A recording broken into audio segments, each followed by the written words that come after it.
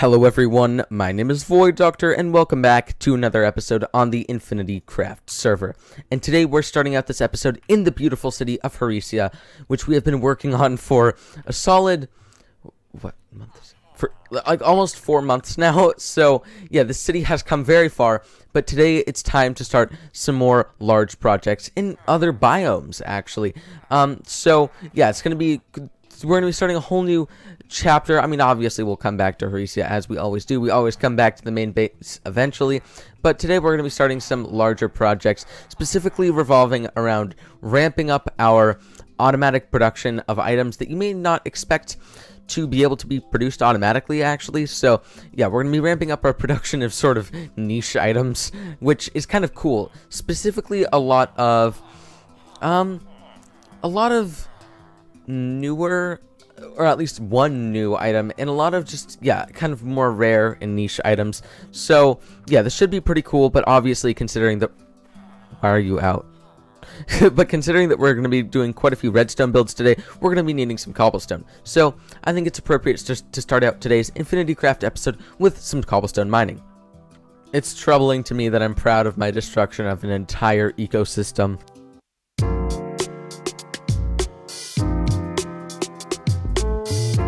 Okay, so stone has been acquired, and I'm actually not that smart. I realized that I had a couple stacks of extra stone just lying around in a shulker box. So yeah, it's always fun. All right, redstone resources have been acquired. So yeah, got a bunch of droppers and observers. The first farm that we're going to work on today is going to be a pretty chill one. I just want to kind of make a version 2 of my... Hold on, do I have any note blocks? Of my potion... My potion factory, I guess you could say, from season 1. I want to make a version 2, but I found a way to compact it quite a bit more.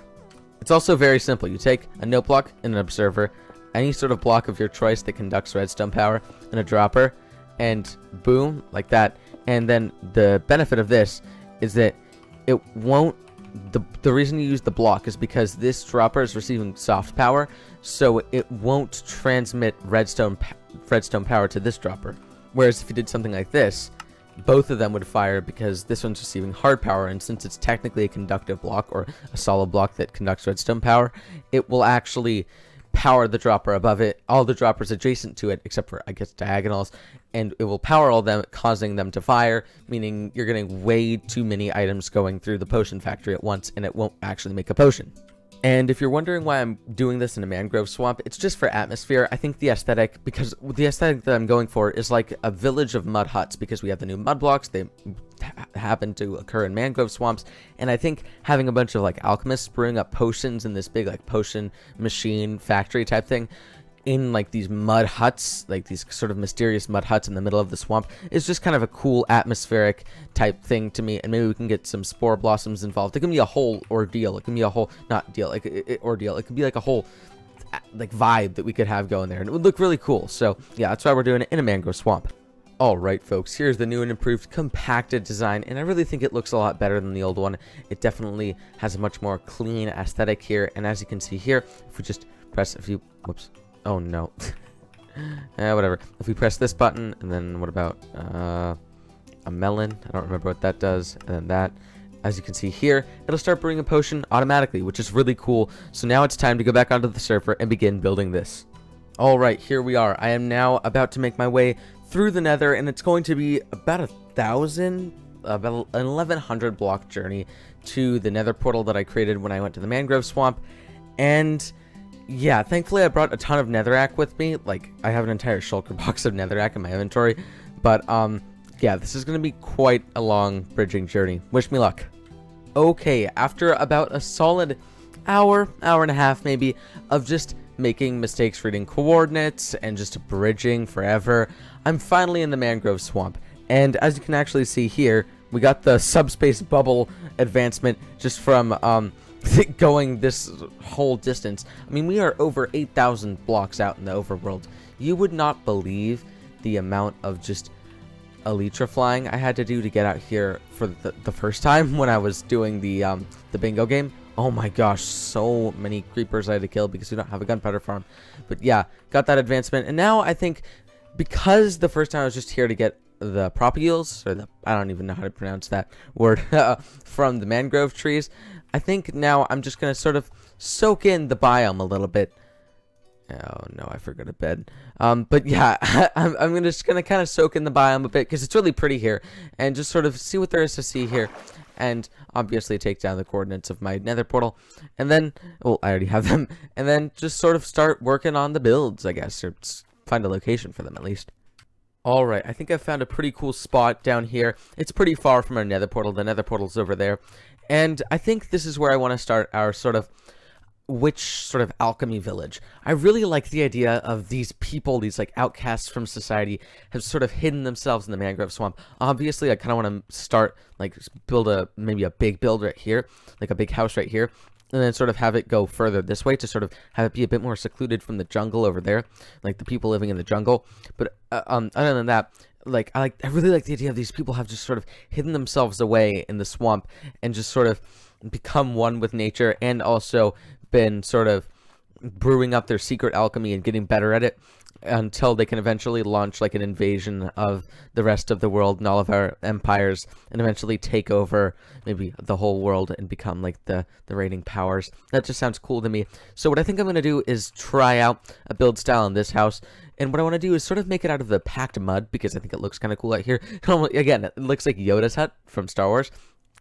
And then after that, we'll kind of just go from there and maybe do like a time lapse for what, like building up a lot of the town out here, or at least some of the town. And yeah, maybe a time lapse, or maybe we'll just do it on stream. I don't know. Maybe we'll do both. That'd be crazy. But yeah, let's get working. Alright folks, I finished this first house here, and it's a lot smaller than I thought it would be, so yeah, sense of scale has really been set here, but I think building it inside the roots of a tree was a really smart idea. Obviously, I'm not going to be able to do that with every one of these houses, because a lot of the tree roots here are a lot smaller than these tree roots, so I'm obviously not going to be able to do this with every house, but I think it looks nice, and it definitely looks cool to have a tree coming out of the top of the house.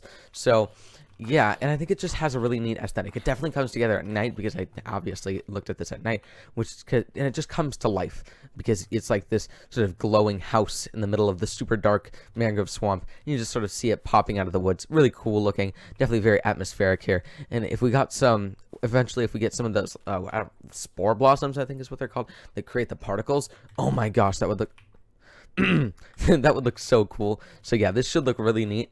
And so I'm just going to build a few more of these houses. Probably, yeah, let's do that in the form of a third-person time-lapse. But I'm just going to build a few more of these and try and fill out a lot of the space here. And we'll actually do that on stream. So if you caught the stream, thanks so much, because this episode will obviously be coming out after the stream. So enjoy the time-lapse. Editing void here. So when I recorded the time-lapse and streamed like a couple hours ago, I had no clue that replay mod had updated to 1.19, so I had no clue that I could have used replay mod. So I tried to use OBS, which is my recording software, to record the time lapse, and while streaming, and for some reason it just didn't work. So yeah, no time lapse for this, but I promise you we will have time lapses for other things later in the video. So yeah, look forward to that if you really like the time lapses. I just didn't check for the replay mod update. It's my fault. So yeah, fun. I love technical difficulties. Alright folks, here we are. I am so happy with how this town has come together, and last night's stream was an absolute blast. But yeah, I just think this place has such a closed off, sort of mysterious feeling about it, and it just definitely feels like somewhere where a lot of witches or magic users would go to sort of hide from society and practice their craft. And I just think it just feels so hidden from the rest of the world. I mean, you can barely see the rest of the biomes and things around it, aside from this little patch of opening right here. But the next thing that I want to do is find a larger house. Obviously, I'm eventually going to build some larger houses over in this direction, but I just didn't have time last night on stream. But I'm going to find a larger house right now to put the potion factory in. Obviously, I'm going to put it in the basement, but I still want it to be in quite a large house, quite a prominent house here. So probably this one, and then I'm just going to dig down and build and remove enough blocks until there's enough space for this potion factory. Again, it's the more compacted version that I've recently done, but it's still quite large, so I still need to dig a pretty large hole for this thing. See you in a bit. Alright folks, I've now dug a very large hole underground. I think it's 11 by 11 or maybe 9 by 9. I don't really remember.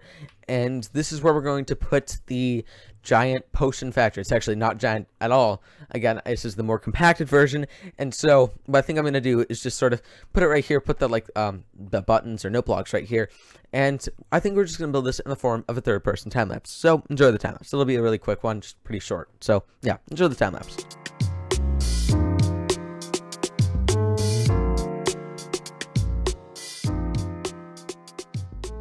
Alright folks, so I finally finished the potion factory, and I think this place has really come together quite nicely. As you can see, it's very compact, and the walls in here, and I think the whole structure around here just feels very decrepit, but also still feels like it was at one point kind of a nice, cozy place to be. But as you can see, the floor is starting, or the ceiling is sort of starting to rot.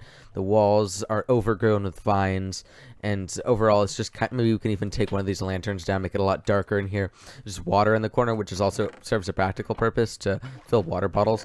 And so now it's time to actually test if this machine actually works.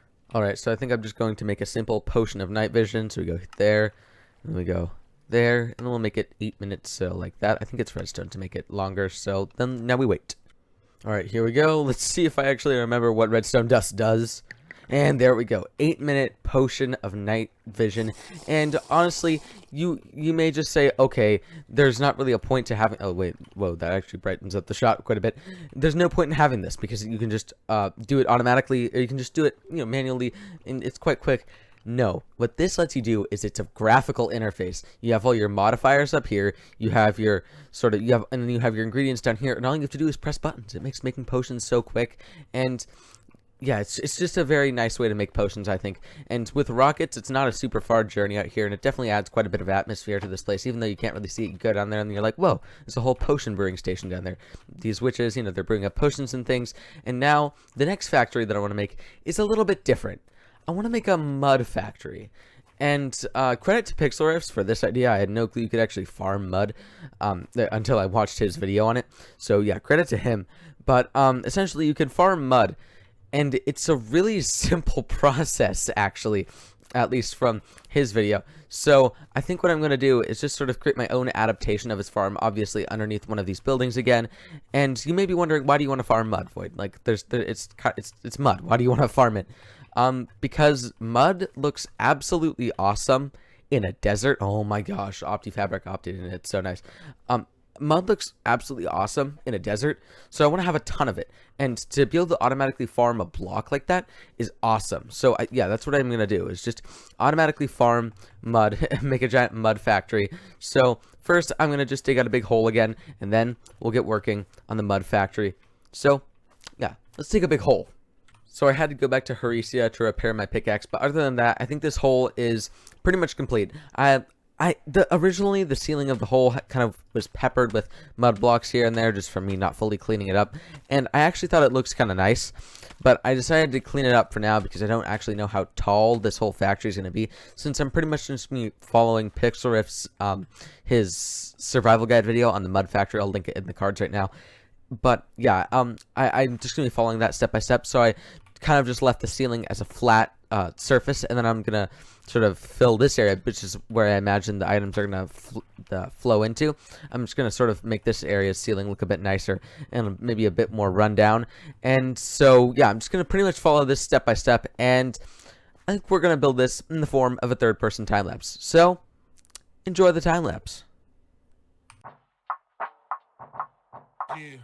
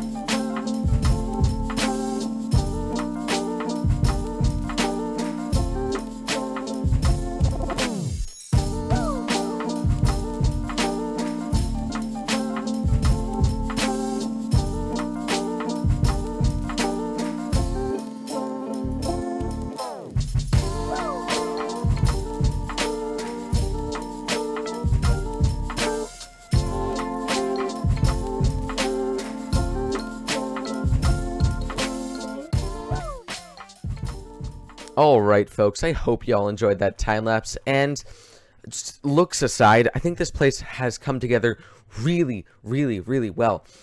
Just the utility of being able to produce mud, which is one of my favorite blocks in the game now, automatically just cannot be overstated. It's so useful.